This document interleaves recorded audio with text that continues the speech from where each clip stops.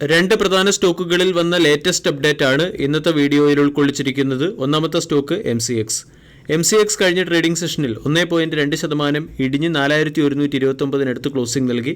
21,000 കോടി രൂപയുടെ മാർക്കറ്റ് ക്യാപ്പുള്ള കമ്പനിയുടെ valuation 253. 52 week high 4270, 52 week low 1538. MCXന്റെ ക്വാർട്ടർലി റിസൾട്ട് കഴിഞ്ഞ ദിവസം പുറത്തു വന്നിരുന്നു. ഈ ക്വാർട്ടർലി റിസൾട്ടിന് മുകളിലുള്ള മാർക്കറ്റ് റിയാക്ഷൻ നാളത്തെ ട്രേഡിംഗ് സെഷനിൽ പ്രതീക്ഷിക്കാം.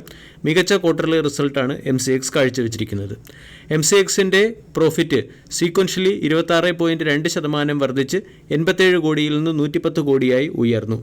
കമ്പനിയുടെ റവന്യൂ 29% വർദ്ധിച്ച് 181 കോടിയിൽ നിന്നും 234 കോടിയായി ഉയർന്നു. എബിറ്റ 30% വർദ്ധിച്ച് 102 കോടിയിൽ നിന്നും 132 കോടിയിലേക്ക് ഉയരുകയും എബിറ്റ മാർജിൻ 56.3% നിന്നും 56.6% ഉയരുകയും ചെയ്തു. കോമഡിറ്റി ഫ്യൂച്ചർ സെഗ്മെന്റിലെ റവന്യൂ 48% വർദ്ധിച്ച് 17,558 കോടിയിൽ നിന്നും 25,985 കോടിയായി ഉയർന്നു. F&O സെഗ്മെന്റിലെ റവന്യൂ 31.6% വർദ്ധിച്ച് 1,72,757 കോടിയായി ഉയർന്നിട്ടുണ്ട്. ടോട്ടൽ ട്രേഡഡ് ക്ലയൻസിൻ്റെ എണ്ണം 6.4% വർധനവും കാണാൻ സാധിക്കും. ഇവിടെ MCXന്റെ ടോട്ടൽ ക്ലയൻറ്റ് 3.9 ലക്ഷത്തിൽ നിന്നും 5.33 ലക്ഷമായി ഉയരുകയും ചെയ്തിട്ടുണ്ട്. ഇതോടൊപ്പം തന്നെ MCXന്റെ മാർക്കറ്റ് ഷെയറിലും ഗണ്യമായ വർധനവുണ്ടായി.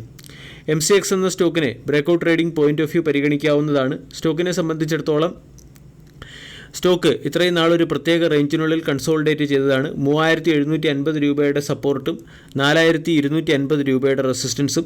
4,250 സ്റ്റോക്കിൻ്റെ ഒരു പ്രധാന ലെവൽ കൂടിയാണ്. 4,250 എന്ന ലെവലിനെ ബ്രേക്ക് ചെയ്യുകയാണെങ്കിൽ സ്റ്റോക്കിൽ ഫർദർ അപ്സൈഡ് മൊമെൻ്റ് പ്രതീക്ഷിക്കാം. രണ്ടാമത്തെ അപ്ഡേറ്റ് ഡോക്ടർ റെഡ്ഡീസ് ലബോറട്ടറീസുമായി ബന്ധപ്പെട്ടത്. സ്റ്റോക്ക് കഴിഞ്ഞ ട്രേഡിംഗ് സെഷനിൽ 1.56% ഉയർന്ന് 6,960 രൂപയ്ക്കടുത്ത് ക്ലോസിംഗ് നൽകി. 52 വീക്ക് ഹൈക്കടുത്ത് ട്രേഡ് ചെയ്യുന്ന സ്റ്റോക്കാണ്. 1.15 ലക്ഷം കോടി രൂപയുടെ മാർക്കറ്റ് ക്യാപ്പുള്ള കമ്പനിയുടെ valuation 20.80. Doctor Reddy's Laboratories quarterly റിസൾട്ടിനോടൊപ്പം 1:5 എന്ന റേഷ്യോയിൽ സ്റ്റോക്ക് സ്പ്ലിറ്റ് കൂടി പ്രഖ്യാപിച്ചു എന്നുള്ളതാണ് പ്രധാന അപ്ഡേറ്റ്.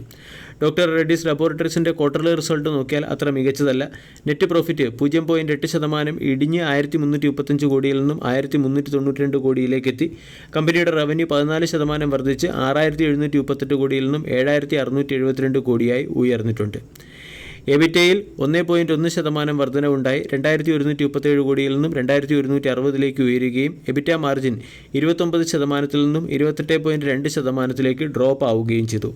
നോർത്ത് അമേരിക്കയിൽ നിന്നുള്ള റവന്യൂ 20% വർദ്ധിച്ച് 3,850 കോടിയായി മാറി. ഇവിടെ ബിസിനസ് വോളിയത്തിലും ഗണ്യമായ വർധനവുണ്ടായിട്ടുണ്ട്. ഇന്ത്യയിലെ ജനറിക് ബിസിനസ്സിൽ നിന്നുള്ള റവന്യൂ 1,148 കോടിയിൽ നിന്നും 1,325 കോടിയിലേക്ക് ഉയർന്നു.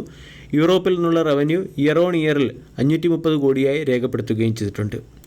ഇതോടൊപ്പം തന്നെ ഫാർമസ്യൂട്ടിക്കൽ സർവീസ് ആൻഡ് ആക്റ്റീവ് ഇൻറ്റഗ്രേഡിയൻറ്റ് സെഗ്മെൻറ്റിലെ റവന്യൂവിൽ 14% വളർച്ച കമ്പനി കൈവരിക്കുകയും ചെയ്തു. ഡോക്ടർ റെഡ്ഡീസ് ലബോറട്ടറീസുമായി ബന്ധപ്പെട്ട ഏറ്റവും പ്രധാന update corporate action point of view സ്റ്റോക്കിനെ ഫോക്കസ് ചെയ്യാമെന്നുള്ളതാണ്. 1:5 എന്ന റേഷ്യോയിൽ കമ്പനി സ്റ്റോക്ക് സ്പ്ലിറ്റ് പ്രഖ്യാപിച്ചിട്ടുണ്ട്. ഇതിൻ്റെ പശ്ചാത്തലത്തിൽ നാളത്തെ ട്രേഡിംഗ് സെഷനിൽ സ്റ്റോക്ക് ചിലപ്പോൾ പെർഫോം ചെയ്തേക്കാം. ഇതോടൊപ്പം തന്നെ അമേരിക്കൻ ഡെപ്പോസിറ്ററിയിലും ഇതോടൊപ്പം തന്നെ ഈ കമ്പനി ഇനോർഗാനിക് ഗ്രോത്തിലും വളരെയധികം ശ്രദ്ധ കേന്ദ്രീകരിക്കുന്നു. ഏകദേശം 300 കോടി രൂപയുടെ ഫണ്ട് റൈസ് കമ്പനി നടത്തുകയും ഈ ഫണ്ട് റൈസ് ഉപയോഗിച്ച് കമ്പനി നിക്കോട്ടിൻവെൽ എന്ന കമ്പനിയുടെയും ഈ കമ്പനിയുടെ ബിസിനസ്സുകളെയും അക്വയർ ചെയ്യാനും തീരുമാനിച്ചിട്ടുണ്ട്. ഡോക്ടർ റെഡ്ഡീസ് ലബോറട്ടറീസ് എന്ന സ്റ്റോക്ക് കഴിഞ്ഞ ട്രേഡിംഗ് സെഷനിൽ 1% ഉയരുകയും ഇയർ ഓൺ ഇയറിൽ 13% ഉയരുകയും ചെയ്തു. റെഡ്ഡീസ് ലബോറട്ടറീസ് എന്ന സ്റ്റോക്കിനെ സംബന്ധിച്ചിടത്തോളം 6,500 പ്രധാനപ്പെട്ട സപ്പോർട്ടാണ്. 6,500 നിന്നും ബ്രേക്കൗട്ട് വന്ന സ്റ്റോക്ക് 7,000 വരെ ഉയർന്നിരുന്നു. ഇവിടെ corporate action point of view സ്റ്റോക്കിൽ ബൈയിങ് മൊമെൻറ്റം വരികയാണെങ്കിൽ സ്റ്റോക്ക് വീണ്ടും 7,000 എന്ന ലെവലിലേക്ക് ഉയരാനും ചിലപ്പോൾ 7,000 ബ്രേക്ക് ചെയ്യാനും സാധ്യതയുണ്ട്. വീഡിയോ എല്ലാവർക്കും ഇഷ്ടമായി എന്ന് വിശ്വസിക്കുന്നു. Thank you.